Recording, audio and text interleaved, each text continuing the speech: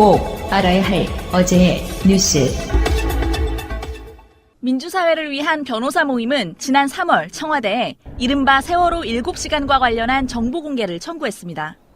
하지만 황교안 당시 대통령 권한대행은 관련 자료를 문재인 정부가 들어서기 직전 대통령 기록물로 지정, 봉인을 결정했습니다.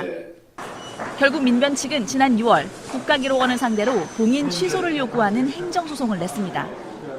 그런데 오늘 재판에서 국가기록원 측 변호인은 세월호와 관련한 청와대 문서가 없을 수도 있다고 밝혔습니다.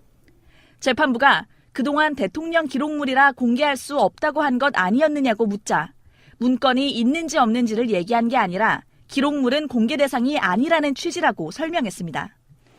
민변 측은 문서가 존재하지 않는다면 더 큰 문제라고 지적했습니다. 7시간 행적에 대해서 의미 있는 구조행위가 실제로 없었고 그 결과 문서가 없는 상황이 아닌가. 재판부는 국가기록원에 문건이 있는지 여부와 없다면 왜 없는지를 설명하라고 요구했습니다. 지난 19일 강경화 장관은 고노 회상을 만나 아베 총리를 평창올림픽에 초청한다는 문 대통령의 메시지를 전달했습니다. 그러자 고노 회상은 위안부 문제를 언급하며 이 상태로는 총리 참석이 어렵다고 말했다고 아사히 신문이 보도했습니다. 위안부 합의 검증 TF 결과 발표를 앞두고 총리의 방한 문제를 내세워 우리 정부를 압박한 것으로 볼 수 있습니다. 일본의 한 외교 소식통은 한국의 위안부 관련 입장이 확실하지 않은 상황에선 총리가 방한하기 어려울 것이라고 말했습니다. 일본 내 여론을 빌미로 삼은 겁니다. 우리 정부는 위안부 문제와 평창올림픽 참석 문제는 연계하지 않는다는 입장입니다. 일본 측은 평창올림픽 계기 아베 총리의 방안에 대해 검토해 나가고자 한다는 입장을 표명한 것으로 알고 있습니다. 2년 뒤 도쿄올림픽을 앞두고 있는 일본 정부는 아베 총리의 평창 동계올림픽 참석 가능성을 완전히 배제하지는 않았습니다. 정부의 최우선 국정과제는 일자리를 늘리고 비정규직을 줄이고 고용의 질을 높이는 좋은 일자리 창출입니다. 노동을 배제한 과거의 성장 중심 전략을 바꾸어 극심한 경제적 불평등과 사회 양극화를 해결하는 사람 중심 경제를 만들고자 합니다. 특히 노사정 대타협 없이는 우리 사회의 지속 가능한 발전이 불가능합니다. 정부도 사회적 대화 활성화와 상생 연대를 위해 책임 있는 역할을 다하겠습니다. 중단된 사회적 대화 체제를 다시 가동하고 활성화하기 위해 노력하겠습니다. 형식에 구애받지 않겠습니다. 모든 이해관계자들이 서로 소통하고 연대할 수 있는 틀이면 함께 하겠습니다. 사회 구성원들이 연대하며 상생할 수 있어야 합니다. 나부터 상생하겠다는 마음을 가지면 사회 전체가 함께할 것이고 더불어 잘 사는 대한민국이 될 것이라는 믿음을 가질 수 있어야 합니다. 여러분, 우리 정부는 노동계가 국정 운영의 파트너라는 확고한 인식을 가지고 있습니다. 노동 존중 사회 실현을 중요한 국정 목표로 삼고 있습니다. 하지만 저와 정부의 의지만으로는 어렵습니다. 여러분이 함께 해주셔야 합니다. 노동계가 함께하면 더 많은 일을 해낼 수 있습니다.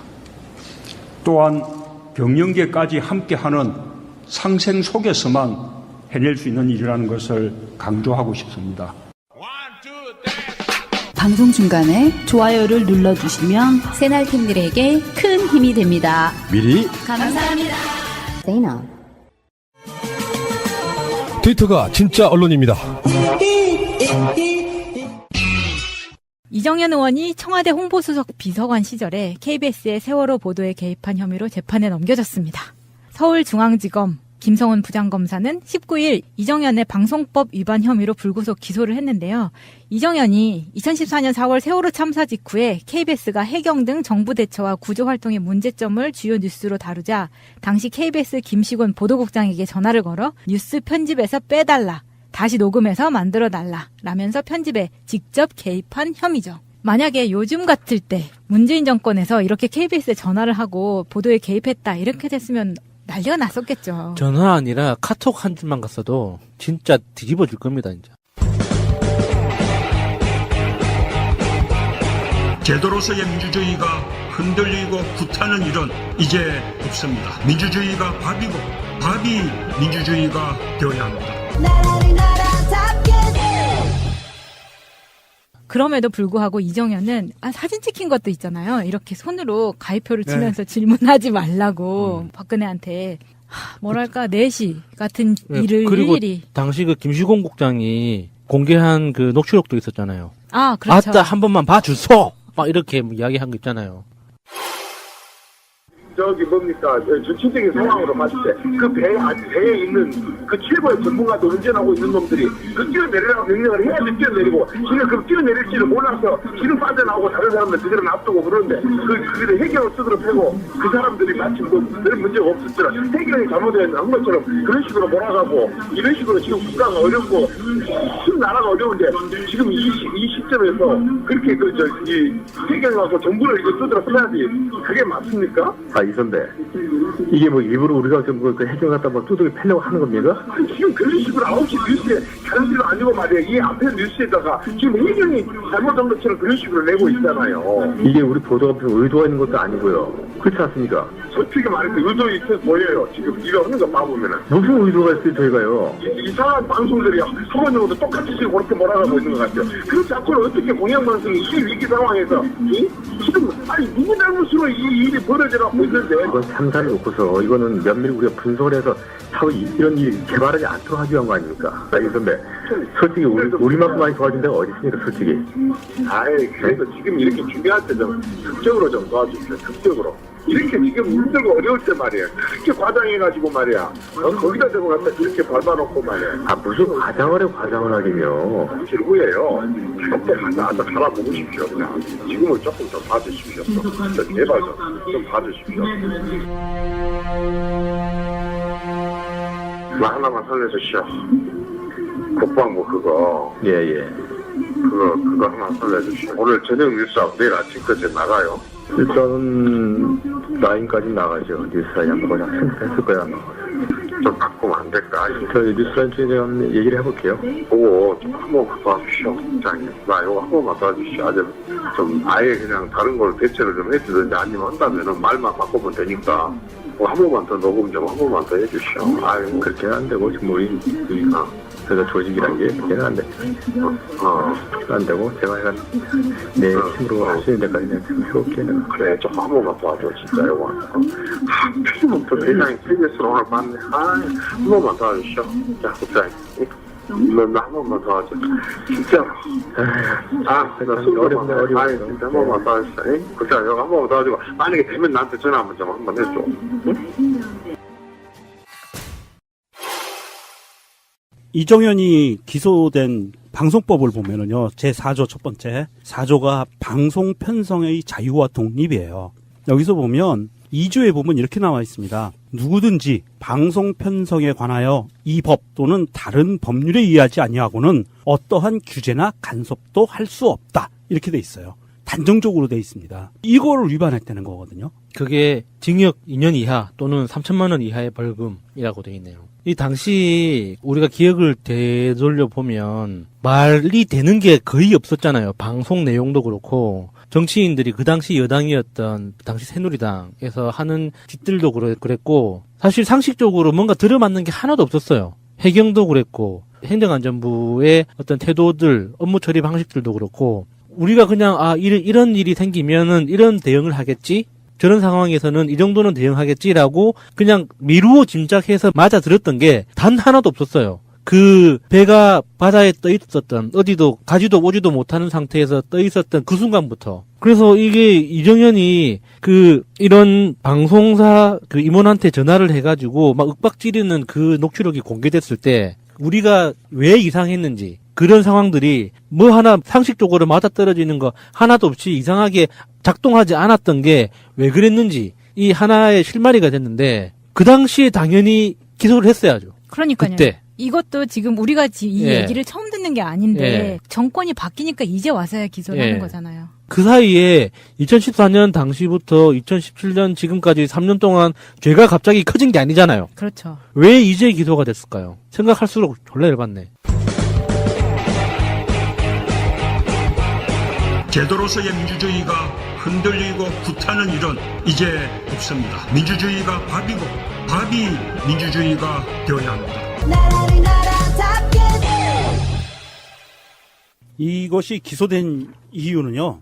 사실 이게 경찰이나 검찰이 자체 수사에 의해서 된 게 아니고 참 어이없기는 해요. 작년에 언론노동조합 등 7개 언론단체가 고발을 했거든요. 2016년 6월. 그런데 지금 1년 거의 반이잖아요. 1년 반 동안, 이거는 1년 반 동안 뭘 했을까? 그냥 단순하게 생각하면 한 1년은 내팽개쳐뒀다가 한 반년 정도 조사를 한 것 같아요. 그리고 이제 이 고발한 측에서는 고대영 KBS 사장도 같이 고발을 했는데요. 이건 이제 고대영 사장 같은 경우에는 무혐의예요. 왜냐하면 고발 내용이 방송법 4조거든요. 방송법 4조에 관련된 부분은 방송이라는 것이 외부에서 부당한 압력이나 간섭을 받지 않게 방송을 보호하는, 방송 시스템을 보호하는, 언론을 보호하는 규정이기 때문에 내부 분탕질한 건 해당되지 않는다. 이런 뜻이고요. 다른 죄목으로 고발을 하면 또 해당이 되겠죠. 고대영이 아니라 길환영이네요. 네. 예. 지금이라도 기소가 돼서 다행이긴 하지만 이정현 의원이 그동안 허투루 한 약속들, 그리고 너무 이렇게 찌질한 모습들, 말도 안 되는 비상식적인 모습들을 많이 보여줬잖아요. 그렇죠. 단식하는 거나 예. 뭐 장에 지진다고 예. 한 거나. 그거 아직도 안 지셨어요? 안 지졌죠. 그러니까 박근혜 탄핵되고 나서 탈당한 이후에 정말 없는 듯이 지내고 있잖아요. 사실 이정현이 지금도 현직 국회의원이라는 사실 자체가 낯선 분들도 계실 거예요. 나 정말 낯설다. 예, 예. 그러니까 지금 무소속 국회의원이에요. 왜 이렇게 조용하죠? 그러니까 그냥 없는 듯이 지내는 거예요. 그렇구나. 나는 그 왼손도 장지지고 오른손도 장지지고 해서 조용히 지내는 줄 알았어요. 좌우지 장지지. 이 이정현이란 사람이 사실은 이제 기소가 된 것을 우리는 좀 깊이 봐야 돼요. 이게 단신 처리가 되고 있는데 이 청와대 고위직이 방송에 직접 개입을 했다라는 것을 검찰이 인정을 하고 기소를 한 거거든요. 그러면 그 당시에 과연 정말 언론이 어떻게 망가졌었는지, 그리고 정권이 얼마나 부당하게 언론에 개입을 했었는지가 이제는 아주 객관적으로 드러나 버린 거예요. 이런 객관적으로 드러난 상황인데 언론들이 너무 조용해. 막 내부에서 이거는 격하게 토론이 벌어져야 되거든요. 경론이 벌어져야 돼요. 그리고 내부에서 끊임없이 싸움이 벌어져야 됩니다. 굉장히 심하게. 그리고 매 뉴스, 신문 꼭지마다 나와야 돼요. 이랬다 저랬다, 이 방송에서 저랬다, 저 뉴스에선 저랬다, 이 신문사에서 저랬다, 이런 것들이 다 튀어나와야 되는데 너무 조용한 거예요. 이게 과연 길환영과 김시공과 이정현의만 문제였을까? 딱 단순히 이 세 명만 의심을 받았던 걸까? 아니잖아요. 그럼 나머지 격가지들, 나머지 언론사들은 과연 손 안 댔을까? 나는 이 나머지 언론사들이 너무 조용한 게 화가 나요. 아, 그렇죠. KBS만 전화한 건 아닐 거 아니에요. 그러면 MBC에도 했을 거고요. SBS에도 했을 거고, 심지어는 JTBC에도 했을 거예요. 안 한 데가 없을 거예요. 뭐 조선일보, 동아일보, 중앙일보, 한겨레 모든 언론사에 다 했을 겁니다. 좀 봐주소. 좀 봐주소. 이렇게 다 했을 거란 말입니다. 그런데도 불구하고 요 KBS 고발한 거만 요거만 딱 국한해서 검찰이 기소를 한 거 뉴스 한 꼭지 딱 나오고 만다. 언론에서 이건 너무 심한 거예요. 내가 아파서 병들었잖아요. 내가 발가락에 종기가 생겼잖아요. 그러면 그거 수술하라 의사한테 맡기든지 내가 파내야 돼요. 그러지 않고 이거 숨기잖아요. 그러면 온몸이 다 썩어 들어갑니다. 이게 언론사들도 똑같아요. 썩은 것을 도려내지 않으면 언론사들 반드시 그 후폭풍에 망할 겁니다. 이거는 정말 눈에 보여요. 이거는 예측 가능한 거거든요. 스스로 자정 노력을 하지 않으면 정권이 바뀌거나 시간이 지나거나 이 습성들이 또 나올 거예요. 언젠간 또 나올 겁니다. 얘네들한테서. 본인들이 노력해서 바꿔나가야 돼요. 언론들이. 결과적으로 이정현 의원도 이번 임기가 마지막이겠죠? 다시 그 순천이라는 지역에서 당선될 수 있을까요? 정치는 살아있는 생물이라. 순천 진짜 왜 그러는 거예요? 이정현 의원이 당선된 당시에는 좋은 이야기, 좋은 어떤 선거운동의 표본? 이런 이야기들이 굉장히 많이 있었어요. 많이 있었죠. 몸으로 부대끼고, 이 사람이 낮게 움직이고. 스킨십이 진짜 너무 좋아서 한번 유권자를 만나면은 떨어지지 않는다는 거예요. 심지어 같이 잠까지 자. 어르신들하고. 헐. 그 사우나도 같이 가고. 뭐 이러니까 어르신들이 안 좋아할 수가 없대요. 거기다가 예산폭탄이란 말을 던지면서. 예. 그러니까 그 순천 지역에서 재선을 하게 할 수 있었던 거죠. 그런데 이제 박근혜 탄핵 과정에서 너무 지저분한 모습들을 많이 보여줬잖아요. 당대표 하면서. 그래서 그 일종의 현대판 무술이라는 말까지 들었었죠. 예, 이정현 의원이 정말 정치 역정으로 치면 일종의 드라마를 한 편 쓴 사람이에요. 글자 그대로 당직자 중에 청소하고 이면지 정리하고 복사하던 일부터 시작해가지고 당대표까지 간 거거든요. 진짜 이 이정현이라는 사람의 정치 역정만 보면 진짜 한 편의 드라마예요. 그런데 이제 그 정치의 어떤 본질, 정치를 왜 하느냐라는 그런 관점에서 봤을 때 또 다른 교훈을 주는 거죠. 그냥 나 한 몸 출세하고 싶어서. 내가 그냥 좀 더 돈을 많이 벌고 싶어서 밥벌이의 수단으로 정치를 선택한 사람이 어떻게 되는지. 그 처음에는 성공신화 같이 드라마가 흘러가다가 끝에 가니까 막장으로 가는. 그렇죠. 그러니까 결론은 막장. 그 중간에도 하여튼 그 안 좋은 소문은 많았지만 그래도 전체적인 그림이 너무나 드라마틱하잖아요. 처음에 20대 후반에 처음 그 당직자를 시작하면서 말 그대로 그냥 이름도 직함도 아무것도 없는 아르바이트라고 부르기도 힘든 그냥 자원봉사자 같은 역할로 시작해서 당대표까지 됐으니까 우리나라 정치 역사에서 그 정도 드라마를 쓴 사람이 흔하진 않죠. 그 이정현 씨는 진짜 그 순천 그 시골에서 아무것도 없이 맨몸으로 서울 올라와가지고 그렇게까지 일구어낸 사람인데 이게 기소가 됐으면 이제 결과가 나올 거잖아요. 이렇게 조용하게 흘러가는 기소권은 공통점이 국회의원의 임기와 재판의 진행 과정이 같이 가요.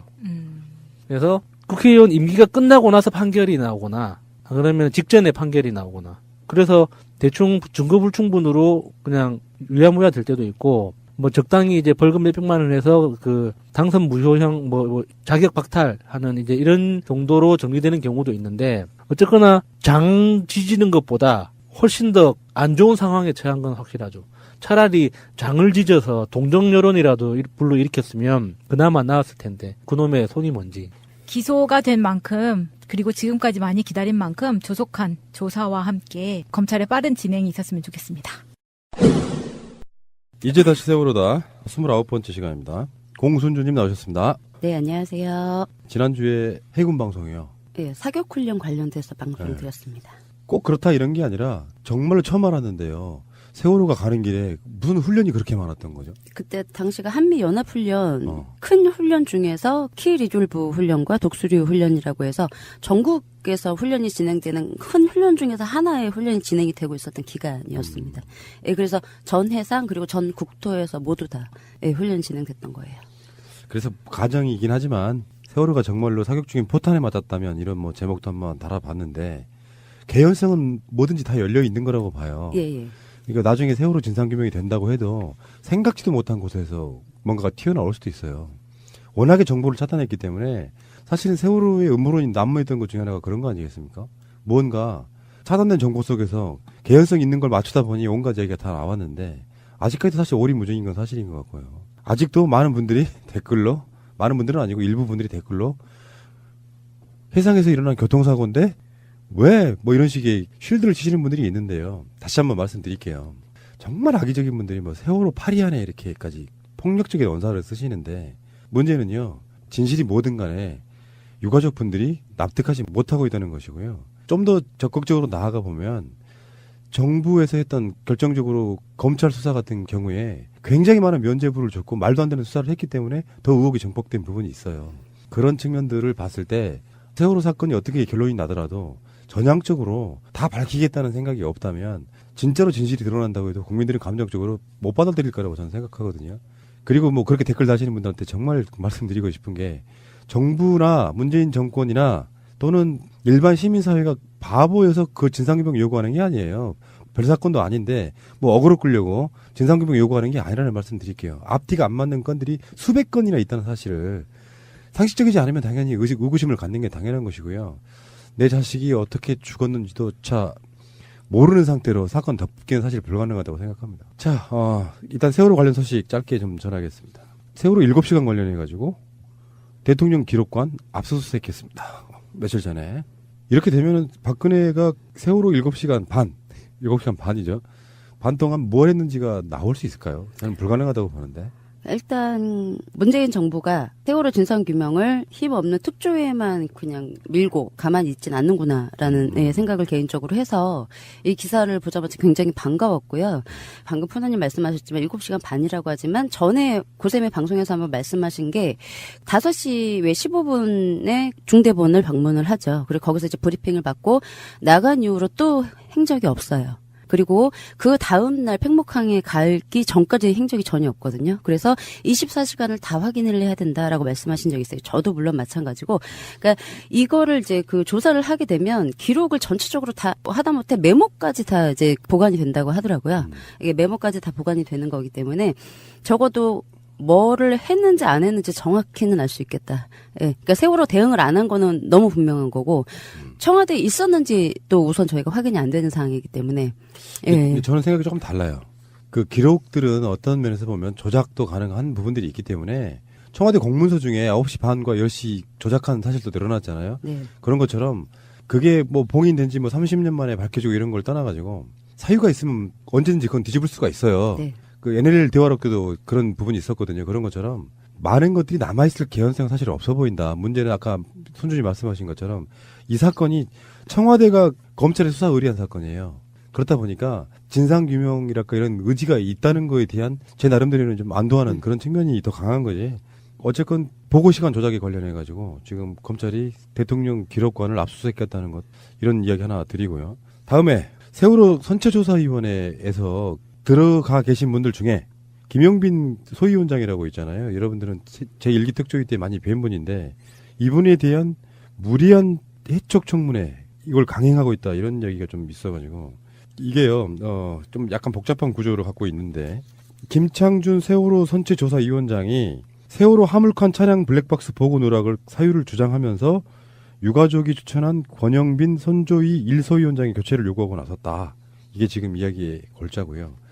유가족분들이 입장 정리가 좀 그러신가 보더라고요. 왜냐면은 세월호 선체조사위원회도 진상규명에 꼭 필요한 조직 중에 하나라고 보면 선조위하고 관계가 망가질 수도 있어요. 권영빈 소위원장 어떤 문제가. 근데 이게 이제 내부적인 알력 싸움이냐 아니면은 또 다른 어떤 의도가 있는 것이냐 여러 가지로 분석이 분분한데 이건 좀 알고 계신 분이 설명 좀 해주세요. 일단 이거에 대해서는 지금까지 외부로 나온 얘기가 아니에요. 저희도 아는 내용이 없고요. 이 부분 왜냐하면 그 외부로 이런 알력 싸움 같은 거를 얘기를 하는 걸 워낙 좋아라 하지 않으시고 가족분들이 그리고 이제 그 잡음나는 자체 세월호에 대해서 잡음나는 자체의 내용이 이제 밖으로 나가는 걸 원하지 않으세요. 근데 이 문제는 이 조사위원 분도 솔직히 이제 말씀을 드리면 이렇게 100% 우리 아군이다. 이렇게 믿을만하다. 라고 해서 말씀을 드릴 수 있는 분은 제가 알기로는 아닌 걸로 알고 있어서 좀 많이 불안해하는 선체조사의 과정에서 많이 불안해하는 지금 상황에 그전부터 있었고요. 저는 법령을 보고 있거든요. 선체조사위원회의 설치 및 운영에 관한 특별법이라고 해서 제9조에 위원의 직무상 독립과 신분 보장 이렇게 항목이 있고요. 1항이 위원은 외부의 어떠한 지시나 간섭을 받지 아니하고 독립하여 그 직무를 수행한다. 2항 위원은 다음 각호의 어느 하나에 해당하는 경우를 제외하고는 그 의사에 반하여 면직되지 아니한다 되어 있고요. 그 2항의 1이 신체 또는 정신상의 장애로 직무 수행이 현저히 곤란하게 된 경우. 두 번째, 금고 이상의 형의 선고가 확정된 경우. 이 딱 두 가지만 있어요. 면직할 수 있는 방법이. 그런데 지금 이 보고 누락으로 면직을 교체를 하겠다는 거는 면직시키겠다는 얘기거든요. 자르고 다시 임명을 하든지 하겠다라는 이야기인데. 말이 안 되는데. 그렇죠. 이거는 법에 맞지 않아요. 그래서 이게 위원장이 이거에 대해서 권한을 갖고 있느냐. 이게 문제가 되는 거고요. 위원장의 직무 항목을 보면은 8조에 대표에서 위원회의 업무를 총괄하고요. 직무를 수행할 수 없을 때는 누가 대신하고 그 소관 사무에 대해 대통령에게 의안 제출을 건의할 수 있고 예산 관련 업무를 수행할 때 국가재정법에 따른 중앙관서의 장으로 본다. 요게 위원장의 직무예요. 임명 면직할 수 있는 권한이 없어요. 위원장은. 그러면 이게 지금 이 논란이 되는 것 자체가 이건 사실 제가 보기에는 법에 근거하지는 않은 떼쓰기 같은 느낌이거든요. 약간 좀 이상합니다. 그 유가족 입장에서는 믿을 수 있는 몇 되지 않는 분에 대해서 지금 이렇게 그 규정에도 없는 방금 이제 명준님 말씀하셨던 것처럼 규정에도 없는 그 이유를 들이대서 지금 하려고 면직을 시키려고 하시는 거잖아요. 근데 이 내용이 맞는데 문제가 되는 게 이제 그 한국당 소속, 자유한국당 소속의 추천위원을 그 자리에 앉히려고 한다는 얘기죠. 근데 이 얘기가 없는 얘기거나 이렇게 루머는 아니고 그쪽에서 나오거나 유가족분을 통해서 나온 얘기 같은데 이러면 보통 문제가 심각한 게 지금 아닌 거니까. 그러니까 일소위원장인 예. 그 자리가 가장 핵심 코어의 자리래요. 선체 유류품, 유실물 조사 및 미수습자 수습을 업무를 책임지는 자리고요. 진상규명을 위한 핵심 자리로 지목됐는데 제2소위원장이 자유한국당 추천이에요. 김용모 씨라고. 이분이 그러니까 1소위원장이 이제 자리를 떠나게 되면 2소위원장이 그 자리를 맡게 돼 있는 뭐 이런 내부적인 게 있나 보더라고요. 근데 이렇게 되면 안 되는 거라고 생각이 들어서. 김영모 씨 같은 경우에는 세월호 침몰 직후에 인양 회의할 때 왜 전문가들 모아서 논의했잖아요. 그때 들어가 계셨던 분이네요. 지금 보니까 이름이 낯이 익네요. 예, 근데 저는 이해가 안 가는 게 세월호 그 위쪽 얼마나 뜯어놨는지 보셨죠? 그렇게 만들어 놓고도 왜 이렇게까지 할까요? 정말 그러네요. 그렇죠. 그러니까 이게 믿을 수 없는 것들이 너무 많아요. 예를 들어서 지금 김창준 선조 위원장만 봐도요. 이게 더불어민주당 몫이에요. 추천을 그렇게 했다고요. 추천만. 근데 이 상황에서 그러니까 이게 정파성을 띠는 분은 아니에요. 야당이 추천해서 전문가라고 하니까 추천하는 뭐 이런 분위기인데 문제는 이게 어떤 뭔가 이렇게 그 정권 자체 그러니까 박근혜 정권 때 임명한 거예요. 이 자리가 그런 여러 가지 이유가 있다 보니까 어떤 판단은 안 서지만 김용빈 소위원장이 일소위원장이 지금 나가야 되는 이유가 이게 뭔지 모르겠는데 지시 불이행과 허위 보고를 이유로 들었는데 권 소위원장이 지난 9월 언론 보도를 통해 일부 공개된 바 있는 세월호 화물칸 차량 블랙박스 자료를 선체조사 영역을 맡긴 업체 영국 조사업체 브룩스벨에게 제대로 제공하지 않았다는 취지라는 거예요. 그래서 이분을 잘라야 된다고 얘기하고 있다는 거예요. 그러면 그 권영빈 위원장을 제가 개인적으로 알진 않지만 그동안 행동했던 걸 보면 왜 그랬는지를 먼저 확인해 봐야 될 것 같은데요. 왜냐하면 권영빈 그 위원의 입장도 확인하고 밝혀야 되는 사람이거든요. 근데 그거 증거를 확인하고 밝혀야 되는 사람한테 주지 않았다? 그럼 그쪽이 100% 신뢰를 하지 않고 있다는 반증이거든요. 그럼 그 이유에 대해서 확인을 해야죠. 당장 이제 권영빈 의원을 뭐 면직하느냐 안 하느냐 이 부분이 지금 이슈가 돼서 그 부분만 생각을 하는데 저는 그 뒤에 부분 좀 더 확인을 해봐야 될 것 같아요. 예. 알겠습니다. 잠시 후에 다시 오겠습니다. 새가 날아든다는 여러분들의 하트를 먹고 삽니다. 잊지 않으셨죠? 에피소드 제목을 누르고 플레이가 되면 오른쪽 위에 하트를 꼭 눌러주세요. 오늘도 감사합니다. 더 많은 분들이 들을 수 있도록 하트 꼭 눌러주세요. 자, 오늘은 뭐 예상하다시피 오늘 또 해군 이야기를 좀 더 하실 것 같아요. 네, 해군 이야기를 말씀을 드릴 겁니다. 그래서 오늘은 해군의 이제 재난에서 대응하는 해군의 규정에 대해서 좀 말씀을 드릴 건데, 제가 이제 12월 8일날 그 해군 방송에서 침몰 사실에 대해서 첫 인지한 시점과 전달 내용 등에 대해서 좀 말씀을 드렸고, 초기 동원된 구조 세력과 세월호 침몰 사실을 인지하기에 충분한 시스템을 갖추고 있다는 사실하고, 그다음에 최덕화군이 신고하기 전까지 대한민국은 세월호 침몰 사실을 몰랐다. 라는 이제 말씀을 드린 적이 있습니다. 그리고 해군의 이제 재난관리 규정 18조에는 재난을 감시를 하고 이제 그 해군 전력은 재난이 발생하는지에 대해서 교육도 시키고 재난을 확인을 했을 경우에는 신속하게 초동 조치를 하는 규정이 있다고 설명을 드렸어요. 그래서 지난 방송에 대해서 몇 가지 좀 보충 설명을 드리면, 우선 제가 한문식함이 9시 9분에 이제 출동을 해서 9시 51분에 최초 그 세월호란 교신을 딱 한 번 시도한다고 말씀을 드린 적이 있어요. 근데 요 한 번 시도를 했다는 건 그 한문식함이 세월호에서 해경이 선원만 구조를 이미 해서 빼나갔다는 사실을 알고 있기 때문에 한 번만 이제 교신을 했다고 보여지거든요. 왜냐하면 그 구조 상황에서 침몰하는 배에 가면서 선원이 없다는 사실을 모르고서는 한 번만 교신할 수가 없겠죠. 여러 번 불러서 대답이 없다는 걸 확인하고 진도 VTS로 교신을 했을 텐데 딱 한 번 부르거든요. 그러면 선원들이 이미 해경을 통해서 구조가 됐다라는 사실을 이제 알고 있었다. 한문식함은 이제 요거는 제가 그 뒤에 좀 나중에 설명을 드릴 거고, 그 다음에 제가 그전 뭐 방송에 레이더 전탄병이 세월호 침몰 당시 50여 척의 관심 표적을 지켜보고 있느라 세월호 침몰 사실을 몰랐다고 이제 그 국정조사 내용을 말씀드린 적이 있어요. 그리고 침몰 당시에 P3C 제주도에서 떴다는 내용까지 이제 말씀을 드렸죠. 이 얘기를 듣고 푸나님께서 근처에서 혹시 군 작전이 있었던 거 아니냐고 말씀을 하셨어요. 예, 그래서 해군이 제출한 자료를 보면 그 P3C가 제주도에서 11시 2분에 이륙을 해서 침몰 현장에 도착을 해서 해상 탐색을 했다고 하는데 지난 시간에 그 보남 리처드함 구조 참여를 거부했던 이유에 대해서 기억을 하시겠지만 침몰 현장에 이미 많은 헬기들과 비행기들이 있어서 효율적이지 못해서 예, 헬기를 돌려보냈죠. 근데 이 P3C를 11시 2분에 이륙을 시켰어요. 띄웠다는 말이에요. 그러면 얘가 과연 해상 탐색을 했을까? 그리고 또 하나가 2014년도 12월 17일 날 그 잠수함 관련된 재판에서 그 해군 작전사령부 연습훈련차장 조동진 대령의 진술. 예, 해군 함장이 8시 58분에 침몰 현장에 있었다는 증언. 근데 요 사람이 또 이렇게 보니까 또 직책이 연습훈련차장이에요. 그게 훈련이 있었다라는 증언, 요렇게를 좀 보시면 이게 제가 보기에는 다 훈련이 있었다는 반증, 한문식 합리 내용을 좀 빼면 예, 이렇게 50명의 뭐 그 근처에 그 봐야 되는 배들이 있었고 레이더 전탄병에서 관심표적으로 해서 관리를 했던 그리고 P3C가 뜬 이유 그리고 그 조동진 의원의 해군 함정이 있었다는 증언을 보면 이 시간에 세월호 옆쪽으로 지나갈 수 있는 충분한 시간이에요. 해군 함정이. 훈련을 하기 위해서 이동한 상황에서 그거를 이제 봤을 수도 있을 가능성이 있기 때문에 이건 국방부에서 뭐 정식으로는 이런 증언이 잘못 얘기를 한 것 같다. 본인이 그렇게 해서 부인을 했는데 제가 보기에는 훈련이 있었으니 충분히 해군 함정이 있었을 가능성이 크다. 이렇게 해서 추가 설명을 좀 드리려고 말씀을 드렸습니다.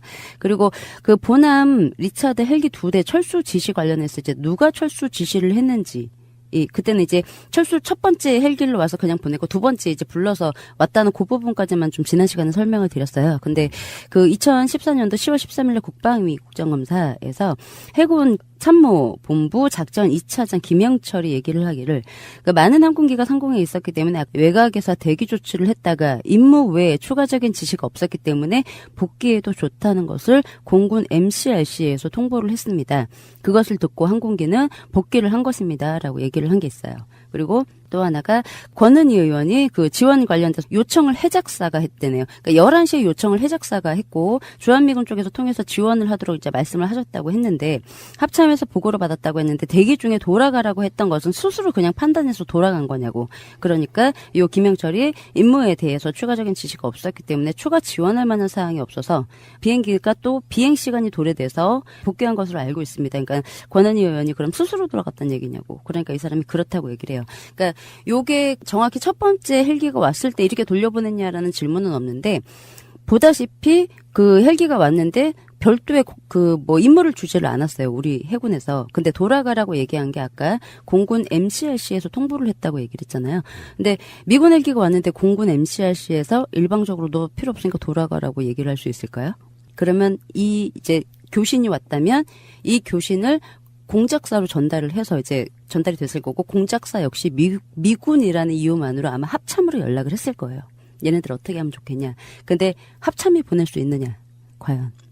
보낼 수 있을까요? 제가 보기에는 미군이기 때문에 좀 어렵지 않을까. 합참도. 그러니까 스스로 판단하기 그 짧은 시간에 판단하기가 좀 어렵지 않을까 해서 저는 후다닥 국방부로 전화를 했을 거라고 생각을 해요. 그래서 요게 이제 청와대까지 올라갔을 거는 아니고요. 헬기 2대 철수시키는 게 청와대까지 올라갔을 거는 아니고 최소 미군의 헬기 철수는 김관진 입에서 명령이 나갔을 확률이 크다. 예. 그렇게 이제 생각을 합니다. 그래서 일단 합참하고 김관진 쪽에서 그 합참이나 아니면 조금 더 고민을 좀 했다면 아마 국방부까지 올라가서 이 지시가 내려와서 공군 MCRC에서 미군 헬기를 돌려보냈다. 라는 거요. 그럼 이제 지시한 사람이 그동안은 누구였을까가 참 많이 궁금했는데 합참이나 국방부 김관진 둘 중에 하나가 되겠죠. 이 부분에 대해서 조사가 좀 필요해서 추가 설명을 좀 드렸고요. 제가 여러 차례 말씀드렸지만 방송에 이제 꾸준히 이제 들어오신 분이면 재난이 발생하면 어떤 법규가 정해져 있어 어떤 기관이 어떤 기구를 만들어서 대응을 해야 되고 지휘 체계는 어떻고 임무와 책임은 어떤지 이 부분에 대해서 그동안 계속 말씀을 드렸어요. 안행부, 해수부, 해경부, 중앙구조본부. 근데 이 외 군은 특수성 때문에 이들이 어떤 잘못이 있느냐, 어떻게 대응을 해야 되느냐에 대해서 정확히 아시는 분이 많지가 않으시더라고요. 제 주위 분들도. 그 부분에 대해서 해군이 어떤 규정이 있고 어떻게 대응을 했어야 되는지에 대해서 좀 말씀을 드릴게요. 우선 재난안전관리기본법과 순환구호법이 해군과 국방부 그리고 김관진이 항상 의뢰 얘기했던 그 자기들은 지원하는 기관이지 주관기관이 아니다라고 해서 이제 항상 그 이유를 대는 게 이제 요 법령들 때문에 그렇습니다. 이게 이제 해상에서 이제 그 재난이 발생했을 때는 구조 주관 기관이 해경이고 해경이 그 해군에 구조 협조를 요청을 할 경우 해군은 이제 그때서야 지원, 인력 지원과 구조 인력과 재난에 대응할 수 있는 뭐 배나 아니면은 장비 같은 걸 지원해 줄 수 있다고 재난안전기본법과 순환구호법에 규정이 되어 있어요. 근데 이거 이외에 그 해군 작전사령부 재난구조 전력 운영 예규라는 게 있습니다. 요거는 요 기본법과 내용이 다르게 해군이 재난이 발생했을 때 어떻게 대응을 해야 되느냐에 대한 내용을 이제 담고 있고요. 요게 목적이 이제 이렇게 되어 있어요. 효율적인 탐색 구조 및 방제를 위한 긴급 재난 구조 전력 운영에 필요한 제반사항 규정을 이제 목적으로 한다. 이게 이제 대형 인적 재난 발생 시 초동 단계에서 신속히 전력을 투입하기 위한 목적으로 이제 만들어진 예규고요. 적용이 작전사, 그러니까 뭐 해적사겠죠. 해적사 예하 전부대 요 이제 규정이 적용이 됩니다. 그래서 편성 같은 경우에는 우선 재난구조 전력은 재난구조 당직함과 편대, 인명구조 출동조, 의무지원반, 재난구조 항공기로 편성을 이제 하기로 되어 있고 재난구조 당직함이나 편성은 출동 대기함 편대 또는 출동 대기 당직함 편대를 지정해서 운영을 하고 있어야 된다고. 그래서 인명구조 출동조는 SSU 1개조를 오전단에서 지정해서 운영을 해야 된다고. 그러니까 요거는 그냥 딱 이름표를 달아주는 거죠. 재난이 빵 터지면 너 나가고 너 나가고 너 나가고 너 나가고. 굳이 사람 다 모여 해서 누가 누굴 내보내지 이거를 할 필요가 없이 그냥 평소에 지정을 해놔야 된다는 얘기예요. 함정도 그렇고 SSU 12명 한 개조 대기 항상. 그래서 재난이 딱 터졌으면 바로 그냥 얘네들 싣고 뜰 수 있게. 예, 이렇게 해서 그 운영을 해야 된다고 아예 예규에 이렇게 정해져 있고요. 이제 해군 작전사령부 예하에 5성분 전단이 있습니다. 요 5성분 전단 예하에 해난구조대 SSU가 포함이 이제 되어 있고요. 요 SSU에 청해진급 구조함이나 평택 그리고 통영함 다 포함이 되어 있게 구성이 되어 있어요. 애초에 구조를 이제 신속하게 할 수 있게. 그리고 구조 중에 항공기 비상대기 헬기를 지정해서 운영한다도 역시 함정과 똑같이 띄울 비행기나 띄울 헬기에 대해서 지정해서 재난이 딱 발생하면 니네들 떠라고 해서 지정을 해서 평소에 이제 운영을 해야 된다. 라고 되어 있습니다. 그리고 이제 임무가 4조의 임무라고 되어 있는데 재난구조 당직함 편대가 인명구조 등 해상 재난 현장에 투입되어 재난구조 임무를 수행한다라고 되어 있고 인명구조 출동조는 익수자 발생 시 긴급 출동하여 최단 시간 내 실종자 탐색 및 익수자 구조 임무를 수행한다라고 되어 있습니다. 물론 세월호 침몰했을 때 없었습니다. 예. 그 다음에 재난구조 항공기 같은 경우에는 그 실종자, 익수자 또는 긴급 환자 발생 시 비상대기 항공기의 출격을 시켜서 탐색 구조 및 후송 임무를 이제 수행한다라고 돼 있죠. 근데 역시 세월호 침몰 당시에는 9시 이제 40분에 삼함대에서 떠서 10시 1분에 릭스 헬기가 침몰 현장에 도착했고 역시 아무것도 안 하고 17분에 다시 삼함대로 돌아갔습니다. 그래서 역시 요 재난구조 항공기 운영도 제대로 하지 않았다. 예. 그리고 이제 전력 운영 지침이라는 게 있어요. 여기 이제 재난구조 전력 운영이라고 해서 재난구조의 범위는 인명탐색, 구조 및 해상오염 방제를 국한한다. 인명탐색하라고 만들어놨다는 거죠. 운영이 자체가. 그리고 재난구조 당직함 편대 운영이라고 제가 방금 이제 말씀을 드렸고 목포 지역엔 지역마다 1함대, 2함대, 3함대가 있잖아요. 근데 이제 지역마다 그 함대를 지정해서 운영하는 게 다 있는데 목포 지역은 급하게 먼저 1차로 바로 즉시 투입할 수 있는 함정이 고석정 2대로 지정이 되어 있어요. 예, 그래서 목포 항에서 출발을 해서 침몰 현장으로 바로 전파할 수 있고 있도록 규정이 되어 있고요. 근데 이제 국정조사 국방부 제출 자료에 보면 이게 이제 9시 흑산도 근해에서 고속정 2척을 출동시켰다고 얘기를 해서 10시 48분에 침몰 현장에 도착했다고 나와요. 48분이면 세월호 침몰하고 난 다음이죠. 그리고 두 번째 고속정 2척은 그 9시 17분에 목포항에서 출항을 해서 11시 38분에 침몰 현장에 도착을 했다고 나옵니다. 예, 그리고 국방부 조치사항에는 흑산도에서 고속정 편대가 출동했다고 기재되어 있지만 출동 지역이 초기에 4척의 고속정이 출동하는데 모두 목포항에서 출동을 했다고 이제 그 명시가 되어 있어요. 그러니까 실제 조치사항과 함정들의 출동 시간은 다르긴 한데 일단 뭐 편대가 긴급히 자기네들은 출동을 했다고 하지만 역시 구조 활동은 되지 않았고 김관진 국방장관이 당시 그 우리 고석정은 바로 구조할 수 없도록 되어 있습니다. 그래서 그 상황에서 조류가 심해가지고 혹시 유기되는 거기에 따라서 가지고 발견되기 위한 목적으로 탐색도 대단히 중요하다 해가지고 그때 당시 역할 분담이 이런 요인들 이렇게 뭐 협조가 됐을 겁니다라고 해서 국정조사 때 얘기를 한 게 있습니다. 이게 어떤 거냐면 그 한문식함과 똑같이 급하게 출항시켰던 고석종도 역시 구조할 수 있는 함정이 아니라는 얘기죠. 그래서 후다닥 가서 해상을 탐색을 했다. 혹시 유기된 사람이 있을 수가 있으니. 근데 전 시간에도 말씀드렸지만 이러려고 긴급하게 배들을 파견을 시켜야 되는 게 아니었던 거잖아요. 인명구조가 목적인데 그것도 역시 한문식함과 똑같이 구조할 수 없는 배들이었다. 고속정도. 너무 잘 알고 있죠. 김관진도. 예, 이렇게 이제 얘기를 하는 게 있고요. 재난 구조 당직함 이제 편대의 태세가 함정 같은 경우에는 임무 명령 수명 후 1시간 이내 출동해라 명령하면 1시간 이내 출동을 하도록 되어 있어요. 이게 규정으로 되어 있어요. 그리고 재난구조 당직함 편대 지정 및 임무 부여 같은 경우에 또 뭐 당직함 편대에서 그 함대의 사령관, 3함대 사령관이 되는 거죠. 3함대 사령관과 전단장, 5전단장이에요. 전단장은 출동 대기 편대 중인 당직 편대를 지정해서 운영을 해야 되고 인명구조 필요시 지시에 따라서 인명구조 출동조를 재난구조 당직함에 탑승을 시킨 후 인명구조 그 임무를 수행하도록 만들어야 된다.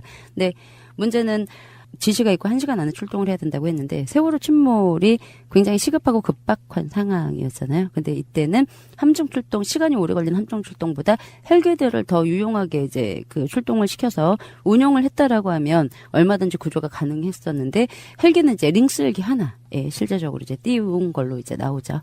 공개적으로 그렇게 얘기를 하는 거고.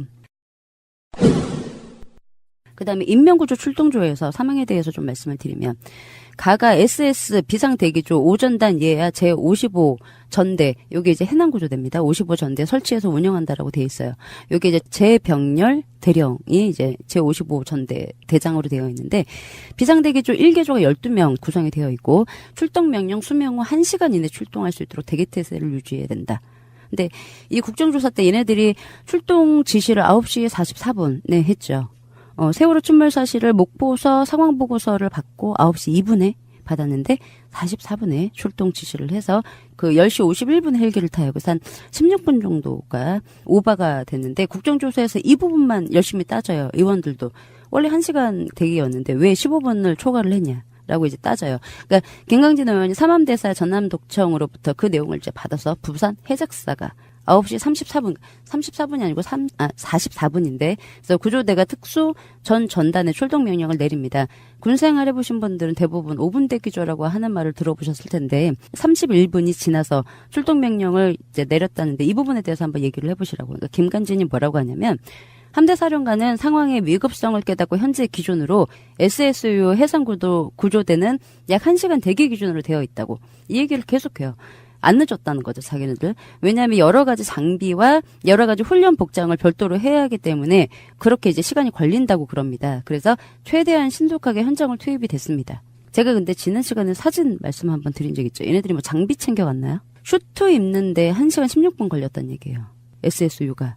장비 없이 갔잖아요. 그게 이제 그 지시를 했을 때 당시 현재 여객선 침수 중이고 승객들 다수가 해상에 빠져 있으니 빨리 가서 건져라는 지시를 받고 있었기 때문에 뭐 스쿠버 장비 하나도 없이 그냥 슈트만 입고 갔었는데 이게 1시간 15분 걸렸는데 안 늦었다는 거죠. 예. 그래서 15분에 대해서만 의원들도 따지는데 이 출동 규정에 명령 수명 후 그 1시간 이내 출동할 수 있는 대기 태세를 유지하라고 규정은 그 15분 정도 지연에 대해서 어쩔 수 없다고 말하자면 실제 당시 SSU들은 장비 없이 출동해 헬기 이동이 10시 9분에 그 이륙을 해요. SSU를 태울 수 있는 헬기가 10시 9분에 이륙을 한다고요. 아니 그러면 늦어도 이것도 이제 출동 지시도 늦게 됐는데 10시 9분에 이륙을 했다라고 하면 그럼 직전에 그 지시를 받았다는 얘기잖아요.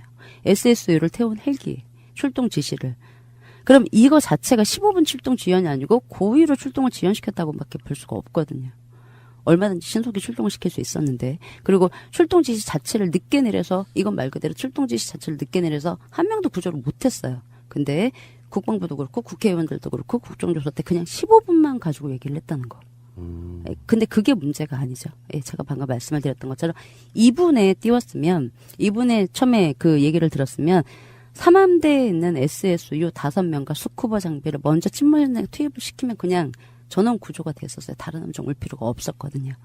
근데 이렇게 어이없는 짓을 해놓고 자기는 15분만 늦었으니 도의적으로 죄송하다는 얘기는 해요. 근데 그게 아니죠. 충분히 사람들을 다 구할 수 있었는데 그렇게 이제 했다는 거고, SSU가 헬기에 탑승하기 전에 해군으로부터 전달받은 세월호 침몰 상황을 좀 말씀을 드릴게요. 얘네가 10시 51분에 헬기에 탑승을 해요.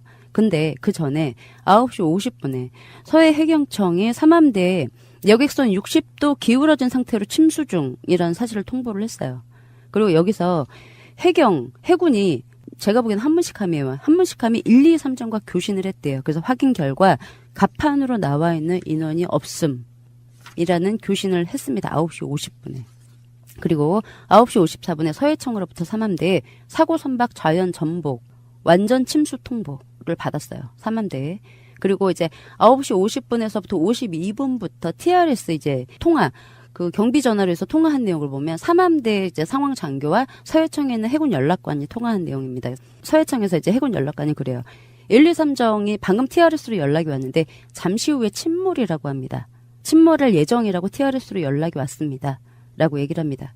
근데 요 모든 연락을 받은 1시간 후에 SSU가 헬기를 타는데 사람들이 다 해상에 빠져 있으니 니네 옷 슈트만 얼른 입고 가서 건져서 구해라는 지시를 받고 갔다는 거죠. 이 교신이 있고 나서 1시간 후에 이륙을 해요. 그래서 해군 연락관으로부터 잠시 후 침몰이라는 보고까지 받았고, 한문식함은 1, 2, 3정하고 여기 나와 있는 것처럼 교신을 했다는 내용은 선원들을 구조했다는 걸 한문식함도 지금 알아요. 그래서 제가 아까 왜 교신 딱 한 번 했다고 했잖아요. 한문식함이 1, 2, 3정과도 직접 교신을 해서 선원들이 이미 48분에 1, 2, 3정 해경으로부터 구조가 된 사실도 알고 있었고 침몰이라는 얘기를 알고 있었는데, 방금 제가 말씀드렸지만 1시간 후에 이륙하는 SSU한테는 슈트만 입혀서 보냈다는 거죠. 출동했던 기록만 남기는 거네요. 예, 그렇죠. 실제 구조작전에 투입된 거는 아니라고 봐야 되나요? 예, 그렇죠. 그러니까 이게 몰라서 이랬을까? 그럴 수 있을까? 왜냐하면 9시 50분에 이 모든 정보가 이미 삼함대로 다 들어갔는데 몰랐을까? 저는 아니라고 생각해요. 예, 이거는 고의로 구조 활동을 지연을 시켰다고밖에는 볼 수가 없다고 저는 생각을 하거든요. 51분에 헬기를 탔다는 건. 그래서 정진우 의원이 그래요. 출동 지시를 해가지고 SSU 대원들의 배 안에 상황을 그때그때 실시간으로 전달을 받았냐고. 그러니까 헬기로 타고 이동하는 중에 혹시 변경된 사항이나 이건 당연히 알려줘야 되는 거잖아요. 현장에 출동을 해서 이제 침투를 해서 실제 구조 활동을 하는 구조대원들한테 현장 상황은 알려줘야 돼. 그 기본 중에 기본이라고 생각을 하는데 이거를 안 알려줬다는 거죠. 헬기 이동하는 중에 별도로 임무 변경 지시 없었다. 네.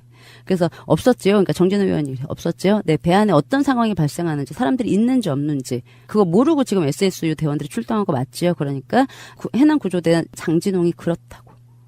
근데 이렇게 작전을 수행하는 얘기는 전 듣도 보도 못한 내용이거든요. 해군이 이렇게 작전을 어설프게 수행을 하진 않잖아요. 그죠? 그렇죠. 네. 불가능한 얘기죠. 왜냐하면 SSU를 투입했으면 그만큼 급박한 상황이었기 때문에 투입한 거고, 네. 인명이 급박한 상황이기 그렇죠. 때문에 투입된 거고요. 예. 그런데 이미 투입되기 전부터 전복, 침몰 중이라고 그렇죠. 얘기하면 뭔가 수중 침투할 수 있는 장비를 준비해서 갔어야 되는데 그것도 없었고, 네. 그럼에도 불구하고 맨몸으로 갔는데 가는 도중에 교신해서 상황 설명도 없었다는 건 정말 불가능한 얘기네요. 이거는. 이거는 너무 몰랐다고 얘기를 하기에는 말도 안 되는, 이게 일반인들도 아니고 군인이라는, 거기 또 특수부대라는 이 SSU들, 그리고 그 위에 해남구조 대장이라는 사람이 이렇게 했다는 거는 너무 상식적이지 않다고 저는 생각을 해요. 그래서 이게 그러니까 구조대 출동 전 세월호 침몰 상황에 대해서 확인을 하지 않았다 는 얘기가 되는 거고, 이렇게 되면 구조대 출동 명령 외에 현장에 도착한 구조 세력, 구조 진행 상황, 탑승객 구조 여부 등에 대해서 정보를 전혀 몰랐다 또는 확인하지 않았다, 아니면 모든 상황을 너무 잘 알고 있어서 구조대에 구조에 필요한 장비도 준비하도록 명령하지 않았고, 신속히 출동하도록 헬기도 준비시키지 않았고, 규정에 나와 있는 1시간 동안 그저 그 시간을 대기를 시켰다는 거죠. 제가 보기에는 이 1시간을 급히 뭔가를 막 준비를 해서 15분이 늦은 게 아니고 1시간을 일부러 채운 듯한 느낌이에요. 예, 쇼트 입는데 1시간 16분 걸린다는 게 말이 안 되잖아요. SSU 애들이. 그죠? 근데 1시간을 이제 대기토로 조치했다는 거죠. 제가 보기에는 고침물이라는 정보를 들었음에도 이렇게 대응을 했다는 건 저는 명백한 직무유기라고 생각을 합니다. 그러니까 탑승객들의 구조 의지가 없었다 말고는 설명할 수 있는 방법이 없는 것 같아요. 군대라서 설명할 수 있는 방법이 없을 것 같아요. 그래서 이렇게 대응을 했습니다. SSU 출동 관련돼서 즉각적인 모든 장비와 모든 인력을 동원해서 구조작전을 수행했으면 이렇게 단 한 명도 구조하지 못하는 일이 없지 않았겠냐고. 국방 그 1차 그 상임위원회 4월 30일 날 있었던 상임위원회에서 김재현 의원이 얘기를 합니다. 그러니까 그 해군 그 본부 군수참모부장 손차수가 한문식함이 가장 먼저 10시 10분에 도착을 했는데 그때 이미 선체가 침몰되었고 바다에서 탈출한 구조자들은 어선과 해경에서 전부 다 구조한 상태였다고. 그렇게 얘기를 하죠. 무슨 근거로? 무슨 근거로? 전투하면은 잠수부가 없기 때문에 거기 선체에 들어가서 구조를 할 수 있는 상황이 되지 않았습니다. 그러니까 제가 전 시간에 말씀드렸던 거죠. 애초에 구조할 수 없는 배를 얘네들이 보냈죠. 얘네들도 잘 알고 있어요. 그러니까 뭐라고 하냐면 김재현 의원이 제가 묻고 싶은 건데 선체 탐색은 그 다음 단계에서 지금 현재 침몰한 이후에 가장 먼저 선체 탐색을 해야 되는 거 아니냐고. 왜 선체 탐색을 못했냐고. 그러니까 손차수가 우리 SSU가 가장 먼저 내려갔는데 실은 수중 상황이 쉽지가 않았다고 항상 하는 얘기죠.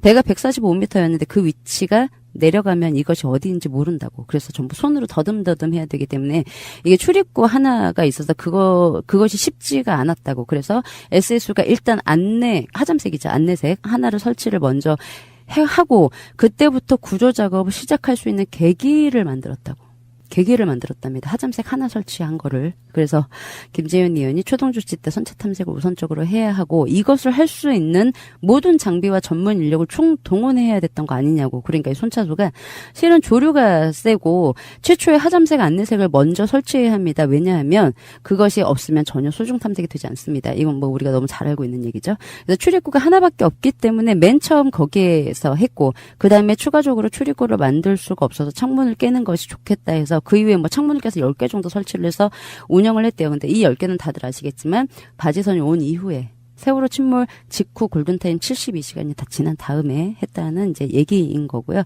SS 출동 과정만 봐도 해군이 세월호 참사 대응을 어떻게 했는지 알 수 있는데 과연 요 72시간 동안 유속이 강해서 아니면은 눈앞이 제대로 보이지 않아서 72시간 동안 선내 진입하지 못했던 말을 믿을 수가 있을까?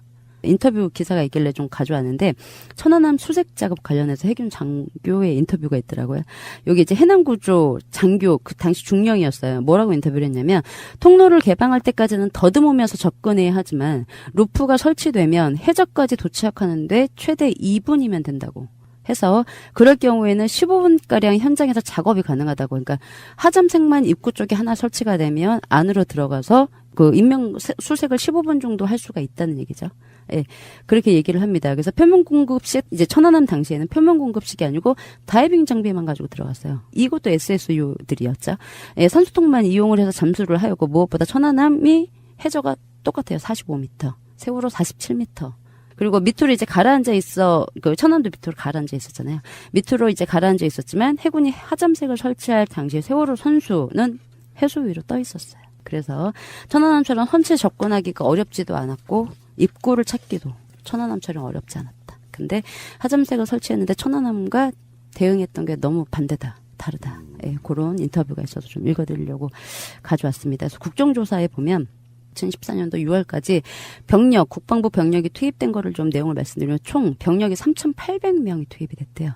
6월달까지, 그러니까 4월 15일 날 빵하고 이제 침몰하고 나서 6월달까지 총 인원이. 근데 현장에 이제 구조지원본부에 400여 명. 이게 지휘부, 탐색구조단, 뭐 구조지원단 해서.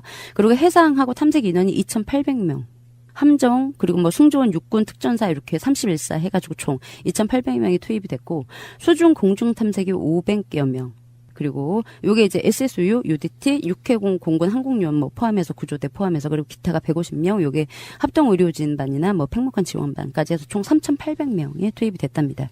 그리고 국군에 투입된 장비를 보면 함정이 호위함, 그리고 초계함, 상륙함, 구조함, 소해함, 고속함, 보조정, 리부까지. 그리고 그 항공기는 P3C, 이거 왜 적어놨는지 모르겠는데 일단 P3C, UH-60, 그리고 링스, 그리고 CH-47, UH-1H, 여기 육군 헬기죠. 그리고 공군은 CN-235기, C-130, HH-47, HH-60 그리고 미 해군이 보남 리차드함이 있었고 거기서 이제 떴던 헬기가 CH-53, 그거 UH-1Y라고 해서 헬기가 있었고 그리고 MH-60 그리고 그 일자별로 투입 현황을 보면 첫날이에요. 해군이 23척이 있었대요. 그리고 항공기가 23대. 이게 이제 육해공 미군까지 포함해서 그리고 17일 날 그 함정이 29척 그리고 항공기가 25대. 이게 고정익 헬기 포함. 그리고 4월 18일 날 그 함정이 32척 그리고 항공기가 25대. 이게 이제 18일 오후 9시까지 에어포켓이 이제 확인이 됐으니까 그 기준으로 이렇게 딱 3일까지만 좀 말씀을 드리는 거예요. 요렇게 이제 함정이 투입이 됐다고 하고 요거를 딱 보는데 제가 어떤 생각이 들었냐면 이렇게 이제 함정들이 쭉 투입된 거를 보고 인력을 보는데 제가 이거는 구조가 아니고 해전 정도도 치를 수 있겠다 이 정도면. 네, 그 생각이 딱 들더라고요. 세월호 이제 구조가 아니고 전쟁 한번 치러도 되겠네. 지금 해군 자료죠. 네, 해군 자료예요. 국방부에서 제출한. 해군 자료에 20몇 척씩 매일 동원했다고요? 네. 물론 현장에서 저희가 본 건 아니지만 네, 이렇게 제출을 했습니다. 예, 그리고 일변 투입된 일자별 인력을 좀 보면 16일 날 이제 45명, 그리고 17일 날 239명, 그리고 18일 날 260명. 잠깐만요. 투입된 함정 수가 몇 명이라 그랬죠? 몇 대라 그랬죠? 16일? 16일 날 23척, 17일 날 29척, 18일 날 32척. 그런데 투입 인원이 그렇게 차이가 나나요? 20몇 명과 200몇 명 이렇게 차이가 나나요? 네, 왜냐하면 대수가 비슷한데. 네, 근데 이제 비슷하긴 한데 큰 그 수송함 있죠. 독도함. 네, 예. 네, 그 UDT가 100명이 있었고 SSU가 36명이 있었는데 17일 날 도착을 해요. 그래서 확 인원이 늘어요. 독도함이 도착해서. 네, 도착해서. 네, 거기서 우르르 하고 이제 인원을 가져왔기 때문에. 근데 45명도 적나요? 16일 날 해군 잠수사가 안 적죠. 선수가 이제 떠 있는 상황에서 몇 미터만 내려가면 출입구가 있는 상황이었죠. 완전히 이제 옆으로 전도돼서 가라앉은 상황이 아니었기 때문에. 그렇죠. 예, 네, 그렇죠. 한 10미터만 내려가면 들어갈 수 있는 거고요. 맞아요. 그 정도면 햇빛도 많이 투과가 되기 때문에 밝아요. 그 정도면. 네. 근데 그때 잠수사가 해군 잠수사가 45명이 있었다는 거죠. 야, 씨. 네. 이게 무능이라면 엄청난 무능이고. 첫날 40몇 명이요? 네. 그 몇 명이 그 뒤집어진 선수 위에 올라가서 그냥 구경만 하고 있었던 거예요. 망치질은 했어요. 망치질은 하고. 망치질이 뭔 소용이 있어 그 상황에서.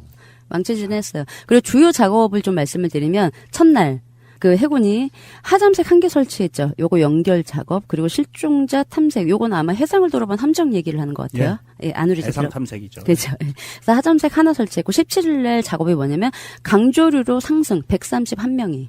네, 뭔 말인지 알겠어요. 예, 강조류로 그냥 상승했대요. 예. 해군 구조대 131명이.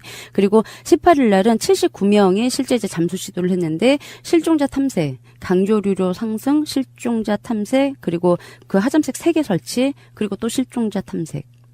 끝. 선내진입 없었습니다. 근데 그 국정조사 때 해군에 제출한 자료를 보면 뭐라고 제출을 했냐면, 그러니까 해군 훈련이 어떤 게 이제 훈련이 있느냐. 그래서 그거에 대해서 좀 얘기를 해달라. 그래서 쭉 이제 적어놨는데 그 중에서 하나가 구조 잠수 전비 유지 훈련이라고 해서 연 12회 1회 그 연습할 때마다 10일씩 연습을 한대요. SSU 구조함 해군 잠수사가 총 동원돼서 진행하는 훈련이라고 하고요. 심해 잠수 수중 특수 장비 운용 등 해양 사고 유형별 전술 훈련 중심으로 실시하면서 연간 100일 이상 실질적인 훈련을 실시를 한대요. 이렇게 제출을 했습니다. 그래서 해군 훈련 내용을 보면 심해 잠수 방금 말씀드렸지만 이렇게 이제 실시를 했다고 적어놨는데 정말 세월호 선내로 진입을 못한 게 맞나에 대해서 다시 한번 생각을 하게 됩니다. 이 내용을 보면 천안함은 이렇게 그냥 쑥 들어갈 수 있다고 말씀을 하시는데 왜 세월호는 못 들어갔을까요?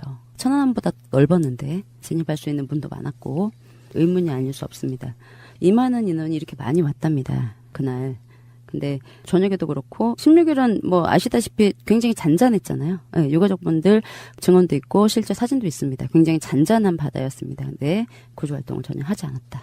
저는 그 지금까지 우리 순수님 목소리, 그러니까 말씀을 듣고 이런 이야기를 해보고 싶어요. 뭐 내용을 떠나가지고 여기 좀 청취자분들 중에 도움 주실 분 없을까 이런 생각이 들어요. 해석이 잘 안 되지 않아요? 그러니까 어떤 상황에서 이럴 수 있다 이렇게 객관적으로 납득을 시켜줘야 되는 거 아니에요? 이 정도 되면? 그거를 답을 지금 안 하고 있는 거죠. 해군 측에서.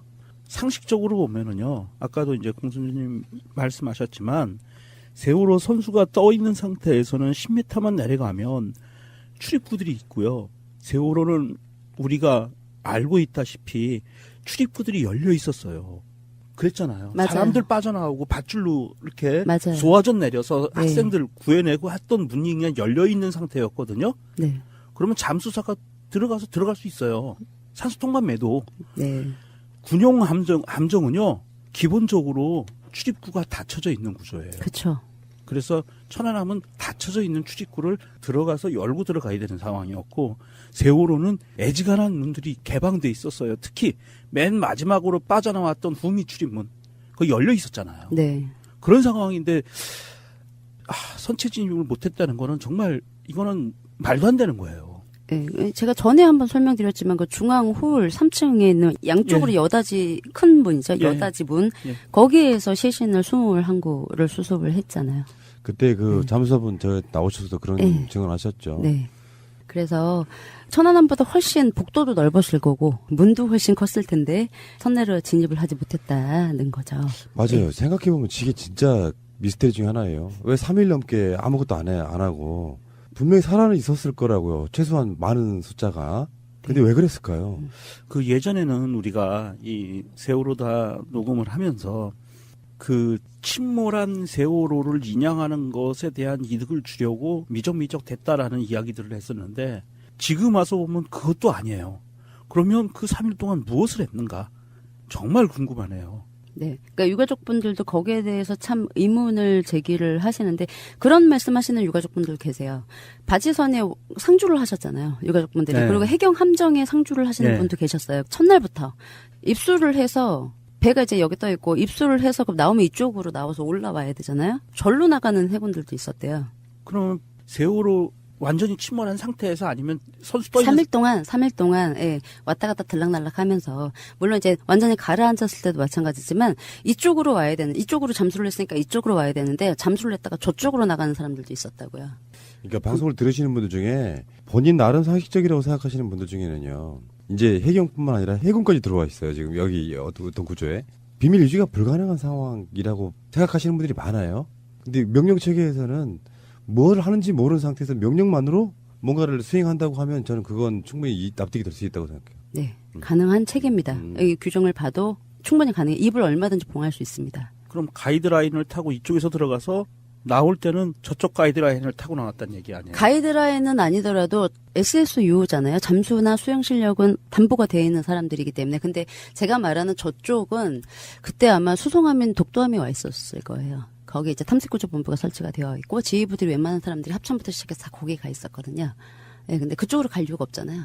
잠수를 하고 나서. 그래서 이때 뭔가를 옮기지 않았을까라고 이제 가족분들은 강력하게 근거는 없으나 강력하게 생각을 하시는 분들이 많습니다. 아, 저쪽이라는 개념이 그럼 물 몇십 메타 전방이 아니라 예. 아주 멀리 독도함 쪽으로 나왔다는 얘기예요? 네네. 그럼 불가능한 얘기죠. 그리고- 왜냐하면 네.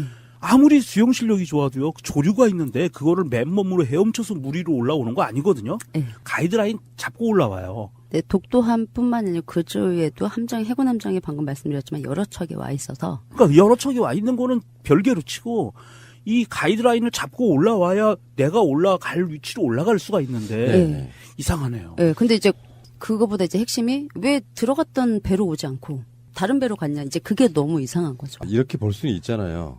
우리가 이제 언딘이라는 한 중심을 놓고 봤을 때는 우리 영역에 해군이고 뭐고 전혀 들어올 수 없어 이런 관점이라면 어느 정도 이해는 돼요. 그런 부분이. 그러면 결국에 언딘에 대한 조사가 이루어져야 되는 거죠. 그건 기본으로. 네. 근데 이제 참 유일하게 해군도 감사원 조사도 안 받았고 검찰 조사 배제됐고 언딘도 감사원 얘네들은 뭐 아예 그냥 감사 대상이 아니고 공공기관이 아니니까 검찰도 그냥 참고인 진술 한 번 정도에 그러네요. 배제가 됐습니다. 너무 이상하는. 네네.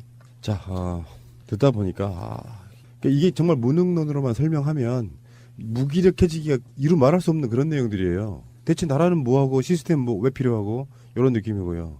더 의혹을 가질 수도 있고 좀 어렵네요. 예. 초반에 말씀드린 것처럼 세월호 진상규명이 제대로 이루어질지에 대한 의구심, 시간만 가는 게 아닌지 하는 의구심 이런 게 있고요. 청취자분들 중에 이런 이야기들에 대해서 도움 줄 만한 어떤 제보 같은 것 좀 해주시기 바랍니다. 내가 세월호 사건과 연관이 없다 할지라도 해군에 복무했는데 이러이러한 이유로 그런 상황이 있을 수 없다 이런 이야기라도 해주시면 굉장히 많은 도움이 되겠다 이런 생각이 그리고 들고요. 이제 지휘자들이 아니더라도 적어도 그 아래 부하 분들께서 이제 양심 고백하실 때 되지 않았을까요? 3년 넘었는데. 그러니까요. 네, 제대하신 분도 계실 텐데 좀 부탁 좀 드리겠습니다. 어쨌건 최근에 우리가 몇 주 동안 했던 것 중에는 해군도 세월호 사건에 엄청난 큰 책임이 있다. 네. 그러나 조사받지 않았답니다. 네. 알겠습니다. 고생하셨고요. 다음 주에 뵙겠습니다. 고맙습니다. 감사합니다. 세월호 잊지 않겠습니다. 이제부터 시작입니다.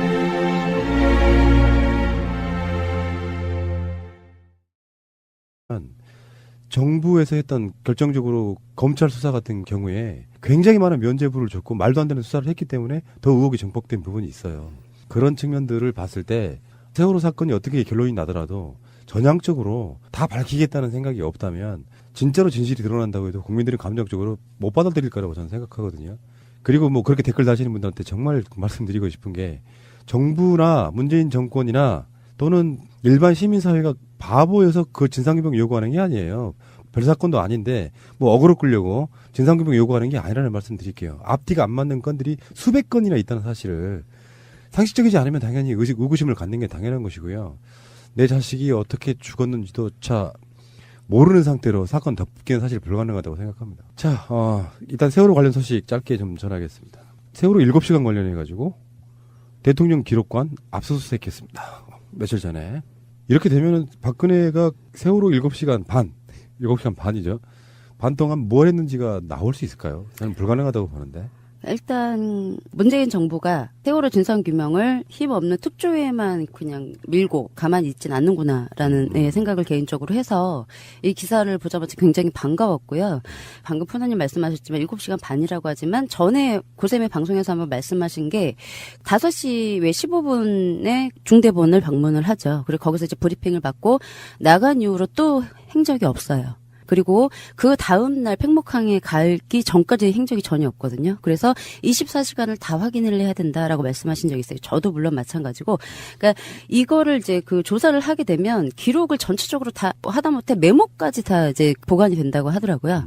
이게 메모까지 다 보관이 되는 거기 때문에 적어도 뭐를 했는지 안 했는지 정확히는 알 수 있겠다. 예. 그러니까 세월호 대응을 안 한 거는 너무 분명한 거고 청와대에 있었는지 또 우선 저희가 확인이 안 되는 상황이기 때문에. 예. 저는 생각이 조금 달라요.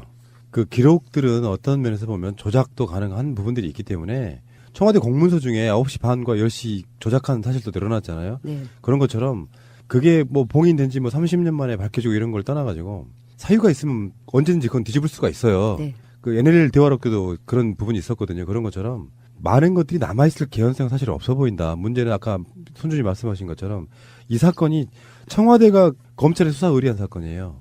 그렇다 보니까 진상규명이랄까 이런 의지가 있다는 거에 대한 제 나름대로는 좀 안도하는 그런 측면이 더 강한 거지. 어쨌건 보고시간 조작에 관련해가지고 지금 검찰이 대통령 기록관을 압수수색했다는 것 이런 이야기 하나 드리고요. 다음에 세월호 선체조사위원회에서 들어가 계신 분들 중에 김영빈 소위원장이라고 있잖아요. 여러분들은 제1기 특조위 때 많이 뵌 분인데 이분에 대한 무리한 해촉 청문회 이걸 강행하고 있다 이런 얘기가 좀 있어가지고 이게요 좀 약간 복잡한 구조를 갖고 있는데 김창준 세월호 선체조사위원장이 세월호 화물칸 차량 블랙박스 보고 누락을 사유를 주장하면서 유가족이 추천한 권영빈 선조위 1소위원장의 교체를 요구하고 나섰다. 이게 지금 이야기의 골자고요. 유가족분들이 입장 정리가 좀 그러신가 보더라고요. 왜냐면은 세월호 선체조사위원회도 진상규명에 꼭 필요한 조직 중에 하나라고 보면 선조위하고 관계가 망가질 수도 있어요. 권영빈 소위원장 어떤 문제가. 근데 이게 이제 내부적인 알력 싸움이냐 아니면은 또 다른 어떤 의도가 있는 것이냐 여러 가지로 분석이 분분한데 이건 좀 알고 계신 분이 설명 좀 해주세요. 일단 이거에 대해서는 지금까지 외부로 나온 얘기가 아니에요. 저희도 아는 내용이 없고요. 이 부분 왜냐하면 그 외부로 이런 알력 싸움 같은 거를 얘기를 하는 걸 워낙 좋아라 하지 않으시고 가족분들이 그리고 이제 그 자본나는 자체 세월호에 대해서 자본나는 자체의 내용이 이제 밖으로 나가는 걸 원하지 않으세요. 근데 이 문제는 이 조사위원 분도 솔직히 이제 말씀을 드리면 이렇게 100% 우리 아군이다 이렇게 믿을만하다. 라고 해서 말씀을 드릴 수 있는 분은 제가 알기로는 아닌 걸로 알고 있어서 좀 많이 불안해하는, 선체조사의 과정에서 많이 불안해하는 지금 상황에 그전부터 있었고요. 저는 법령을 보고 있거든요. 선체조사위원회의 설치 및 운영에 관한 특별법이라고 해서 제9조에 위원의 직무상 독립과 신분 보장 이렇게 항목이 있고요. 1항이 위원은 외부의 어떠한 지시나 간섭을 받지 아니하고 독립하여 그 직무를 수행한다. 2항 위원은 다음 각호의 어느 하나에 해당하는 경우를 제외하고는 그 의사에 반하여 면직되지 아니한다 되어 있고요. 그 2항의 1이 신체 또는 정신상의 장애로 직무 수행이 현저히 곤란하게 된 경우. 두 번째, 금고 이상의 형의 방송사 그 임원한테 전화를 해가지고 막 윽박지르는 그 녹취록이 공개됐을 때 우리가 왜 이상했는지 그런 상황들이 뭐 하나 상식적으로 맞아떨어지는 거 하나도 없이 이상하게 작동하지 않았던 게 왜 그랬는지 이 하나의 실마리가 됐는데 그 당시에 당연히 기소를 했어야죠. 그러니까요. 그때. 이것도 지금 우리가 이 예. 얘기를 처음 듣는 게 아닌데 예. 정권이 바뀌니까 이제 와서야 기소를 예. 하는 거잖아요. 그 사이에 2014년 당시부터 2017년 지금까지 3년 동안 죄가 갑자기 커진 게 아니잖아요. 그렇죠. 왜 이제 기소가 됐을까요? 생각할수록 졸라 열받네. 제도로서의 민주주의가 흔들리고 구타는 일은 이제 없습니다. 민주주의가 밥이고 밥이 민주주의가 되어야 합니다. 이것이 기소된 이유는요. 사실 이게 경찰이나 검찰이 자체 수사에 의해서 된 게 아니고 참 어이없기는 해요. 작년에 언론노동조합 등 7개 언론단체가 고발을 했거든요. 2016년 6월. 그런데 지금 1년 거의 반이잖아요. 1년 반 동안, 이거는 1년 반 동안 뭘 했을까? 그냥 단순하게 생각하면 한 1년은 내팽개쳐뒀다가 한 반년 정도 조사를 한 것 같아요. 그리고 이제 이 고발한 측에서는 고대영 KBS 사장도 같이 고발을 했는데요. 이건 이제 고대영 사장 같은 경우에는 무혐의예요. 왜냐하면 고발 내용이 방송법 4조거든요. 방송법 4조에 관련된 부분은 방송이라는 것이 외부에서 부당한 압력이나 간섭을 받지 않게 방송을 보호하는, 방송 시스템을 보호하는, 언론을 보호하는 규정이기 때문에 내부 분탕질한 건 해당되지 않는다. 이런 뜻이고요. 다른 죄목으로 고발을 하면 또 해당이 되겠죠. 고대영이 아니라 기관형이네요. 네. 아, 예. 지금이라도 기소가 돼서 다행이긴 하지만 이정현 의원이 그동안 허투루 한 약속들 그리고 너무 이렇게 찌질한 모습들 말도 안 되는 비상식적인 모습들을 많이 보여줬잖아요. 그렇죠. 단식하는 거나 예. 뭐 장에 지진다고 예. 한 거나. 그거 아직도 안 지셨어요? 안 지졌죠. 그러니까 박근혜 탄핵되고 나서 탈당한 이후에 정말 없는 듯이 지내고 있잖아요. 사실 이정현이 지금도 현직 국회의원이라는 사실 자체가 낯선 분들도 계실 거예요. 나 정말 낯설다. 예, 예. 그러니까 지금 무소속 국회의원이에요. 왜 이렇게 조용하죠? 그러니까 그냥 없는 듯이 지내는 거예요. 그렇구나. 나는 그 왼손도 장지지고 오른손도 장지지고 해서 조용히 지내는 줄 알았어요. 좌우지 장지지.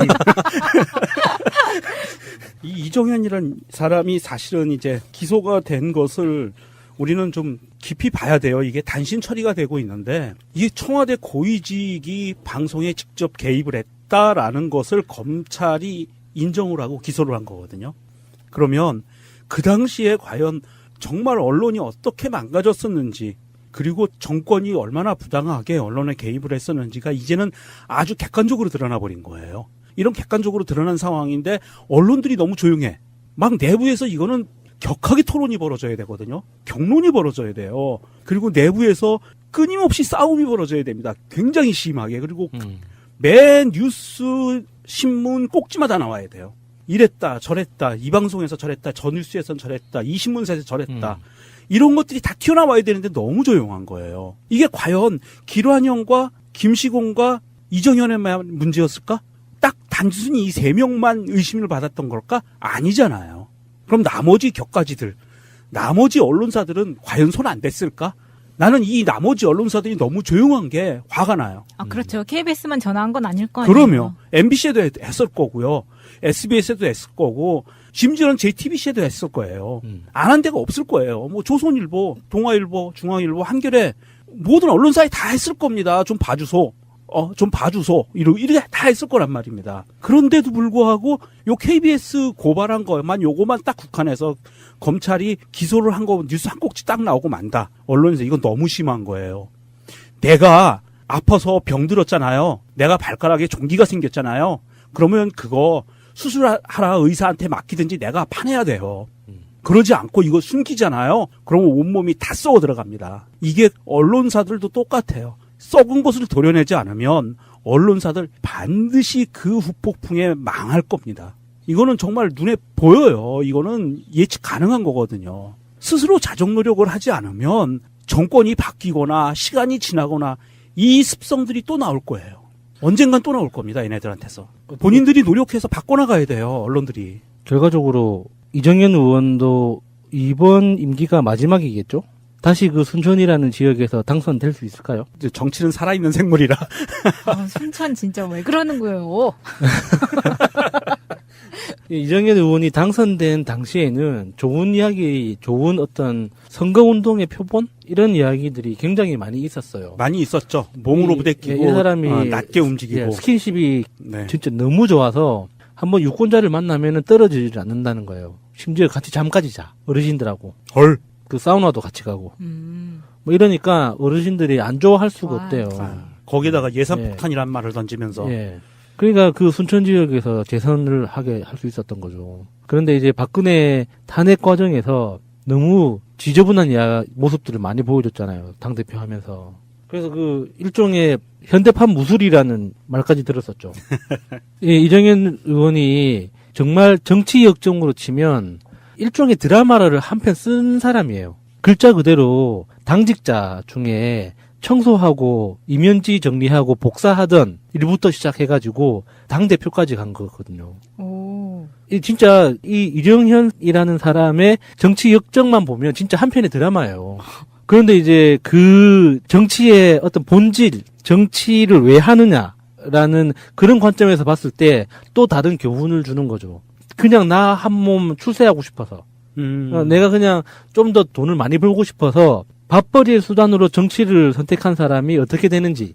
그 처음에는 성공신화 같이 드라마가 흘러가다가 끝에 가니까 막장으로 가는. 그렇죠. 그러니까 결론은 막장. 그 중간에도 하여튼 그 안 좋은 소문은 많았지만 그래도 전체적인 그림이 너무나 드라마틱하잖아요. 처음에 20대 후반에 처음 그 당직자를 시작하면서 말 그대로 그냥 이름도 직함도 아무것도 없는 아르바이트라고 부르기도 힘든 그냥 자원봉사자 같은 역할로 시작해서 당대표까지 됐으니까 우리나라 정치 역사에서 그 정도 드라마를 쓴 사람이 흔하진 않죠. 그 이정현 씨는 진짜 그 순천 그 시골에서 아무것도 없이 맨몸으로 서울 올라와가지고 그렇게까지 일구어낸 사람인데 이게 기소가 됐으면 이제 결과가 나올 거잖아요. 이렇게 조용하게 흘러가는 기소권은 공통점이 국회의원의 임기와 재판의 진행 과정이 같이 가요. 그래서 국회의원 임기가 끝나고 나서 판결이 나오거나 그러면 직전에 판결이 나오거나 그래서 대충 증거 불충분으로 그냥 유야무야 될 때도 있고 뭐 적당히 이제 벌금 몇백만 원 해서 그 당선 무효형 뭐 자격 박탈하는 이제 이런 정도로 정리되는 경우도 있는데 어쨌거나 장 지지는 것보다 훨씬 더 안 좋은 상황에 처한 건 확실하죠. 차라리 장을 지져서 동정 여론이라도 불러일으켰으면 그나마 나았을 텐데 그놈의 손이 뭔지. 기소가 된 만큼 그리고 지금까지 많이 기다린 만큼 조속한 조사와 함께 검찰의 빠른 진행이 있었으면 좋겠습니다. 이제 다시 세월호다 29번째 시간입니다. 공순주님 나오셨습니다. 네, 안녕하세요. 지난주에 해군 방송이요. 네, 사격훈련 관련돼서 방송드렸습니다. 꼭 그렇다 이런 게 아니라 정말로 처음 알았는데요. 세월호가 가는 길에 무슨 훈련이 그렇게 많았던 거죠? 그때 당시가 한미연합훈련 큰 훈련 중에서 키리졸브 훈련과 독수리 훈련이라고 해서 전국에서 훈련이 진행되는 큰 훈련 중에서 하나의 훈련이 진행이 되고 있었던 기간이었습니다. 예, 그래서 전 해상 그리고 전 국토에서 모두 다 훈련이 진행됐던 거예요. 그래서 가정이긴 하지만 세월호가 정말로 사격 중인 포탄에 맞았다면 이런 뭐 제목도 한번 달아봤는데 개연성은 뭐든지 다 열려 있는 거라고 봐요. 예. 그러니까 나중에 세월호 진상규명이 된다고 해도 생각지도 못한 곳에서 뭔가가 튀어나올 수도 있어요.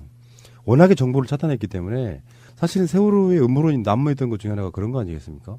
뭔가 차단된 정보 속에서 개연성 있는 걸 맞추다 보니 온갖 얘기가 다 나왔는데 아직까지 사실 오리무중인 건 사실인 것 같고요. 아직도 많은 분들이 댓글로 많은 분들은 아니고 일부 분들이 댓글로 해상에서 일어난 교통사고인데 왜 뭐 이런 식의 쉴드를 치시는 분들이 있는데요. 다시 한번 말씀드릴게요. 정말 악의적인 분들이 뭐 세월호 파리안에 이렇게까지 폭력적인 언사를 쓰시는데 문제는요. 진실이 뭐든 간에 유가족 분들이 납득하지 못하고 있다는 것이고요. 좀 더 적극적으로 나아가 보면 꼭 알아야 할 어제의 뉴스. 민주사회를 위한 변호사 모임은 지난 3월 청와대에 이른바 세월호 7시간과 관련한 정보 공개를 청구했습니다. 하지만 황교안 당시 대통령 권한대행은 관련 자료를 문재인 정부가 들어서기 직전 대통령 기록물로 지정, 봉인을 결정했습니다.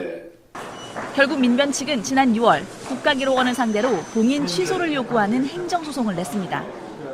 그런데 오늘 재판에서 국가기록원 측 변호인은 세월호와 관련한 청와대 문서가 없을 수도 있다고 밝혔습니다. 재판부가 그동안 대통령 기록물이라 공개할 수 없다고 한 것 아니었느냐고 묻자 문건이 있는지 없는지를 얘기한 게 아니라 기록물은 공개 대상이 아니라는 취지라고 설명했습니다. 민변 측은 문서가 존재하지 않는다면 더 큰 문제라고 지적했습니다. 7시간 행적에 대해서 의미 있는 구조행위가 실제로 없었고 그 결과 문서가 없는 상황이 아닌가. 재판부는 국가기록원에 문건이 있는지 여부와 없다면 왜 없는지를 설명하라고 요구했습니다. 지난 19일 강경화 장관은 고노회상을 만나 아베 총리를 평창올림픽에 초청한다는 문 대통령의 메시지를 전달했습니다. 그러자 고노회상은 위안부 문제를 언급하며 이 상태로는 총리 참석이 어렵다고 말했다고 아사히 신문이 보도했습니다. 위안부 합의 검증 TF 결과 발표를 앞두고 총리의 방한 문제를 내세워 우리 정부를 압박한 것으로 볼 수 있습니다. 일본의 한 외교 소식통은 한국의 위안부 관련 입장이 확실하지 않은 상황에선 총리가 방한하기 어려울 것이라고 말했습니다. 일본 내 여론을 빌미로 삼은 겁니다. 우리 정부는 위안부 문제와 평창올림픽 참석 문제는 연계하지 않는다는 입장입니다.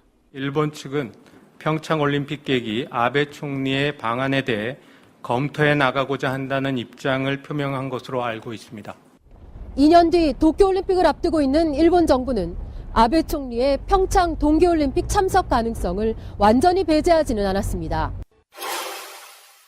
정부의 최우선 국정과제는 일자리를 늘리고 비정규직을 줄이고 고용의 질을 높이는 좋은 일자리 창출입니다. 노동을 배제한 과거의 성장 중심 전략을 바꾸어 극심한 경제적 불평등과 사회 양극화를 해결하는 사람 중심 경제를 만들고자 합니다. 특히 노사정 대타협 없이는 우리 사회의 지속 가능한 발전이 불가능합니다. 정부도 사회적 대화 활성화와 상생 연대를 위해 책임 있는 역할을 다하겠습니다. 중단된 사회적 대화 체제를 다시 가동하고 활성화하기 위해 노력하겠습니다. 형식에 구애받지 않겠습니다. 모든 이해관계자들이 서로 소통하고 연대할 수 있는 틀이면 함께 하겠습니다.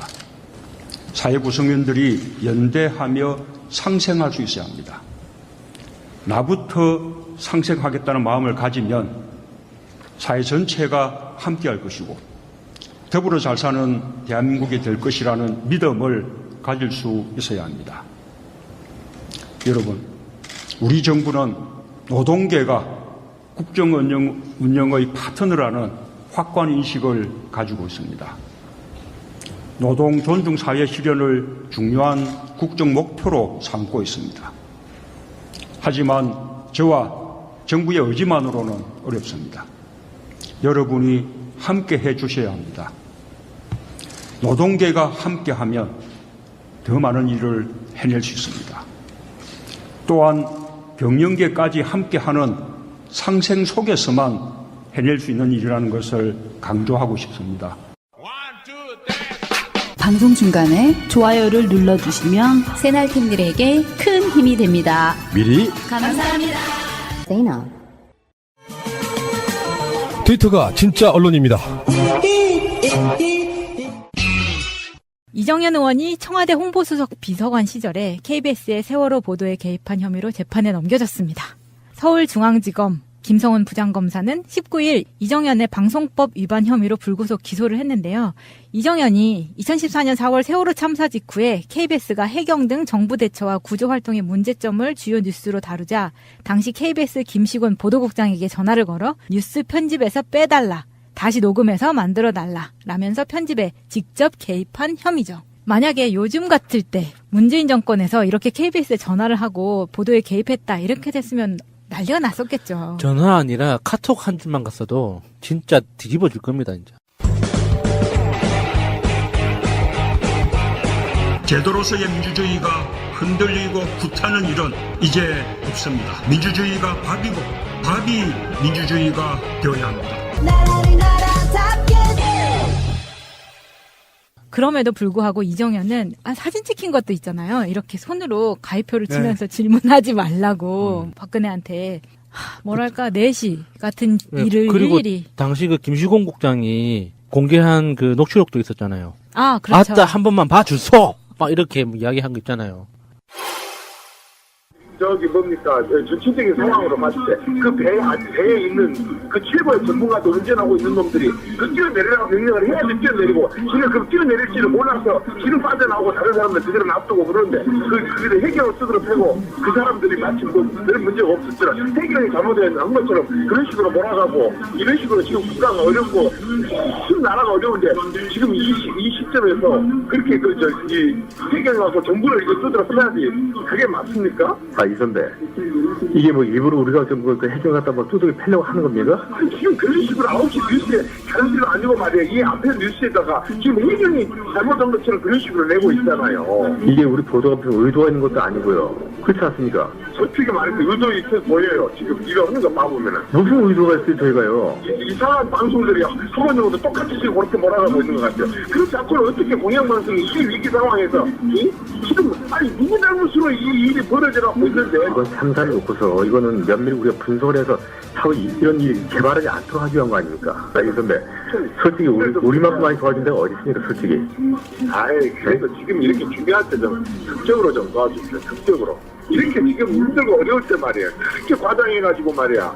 거기다 대고 갖다 그렇게 밟아놓고 말이야. 무슨 과장을 해, 과장을 하긴요. 질구예요. 조금 하나 살아보십시오, 그냥. 지금은 조금 좀 봐주십시오. 진짜 제발 좀 봐주십시오. 나 하나만 살려주시오. 국방부 그거. 예. 그거 하나 살려주시오. 오늘 저녁 뉴스하고 내일 아침까지 나가요. 일단은 라인까지 나가죠. 뉴스라인 한번 그냥 했을 거야 아마. 좀 바꾸면 안 될까? 저 뉴스라인 쪽에 대한 얘기를 해볼게요. 보고 좀 한 번만 도와주시오. 국장님. 나 이거 한 번만 도와주시오. 아주 좀 아예 그냥 다른 걸 대체를 좀 해주든지 아니면 한다면은 말만 바꾸면 되니까 한 번만 더 녹음 좀 한 번만 더 해주시오. 아유 그렇게는 안 되고 지금 우리 그래서 조직이란 게 걔는 안 돼. 안 되고 제가 약간 내 힘으로 할 수 있는 데까지 그냥 좀 해볼게. 그래 좀 한 번만 도와줘 진짜 이거. 필요부터 대장이 KBS로 오늘 봤네. 한 번만 도와주시오. 자 국장님. 나 한 번만 도와줘. 진짜로. 나 어렵네. 진짜 한 번만 도와주시오. 국장님 이거 한 번만 도와주고 만약에 되면 나한테 전화 한번 해줘. 응?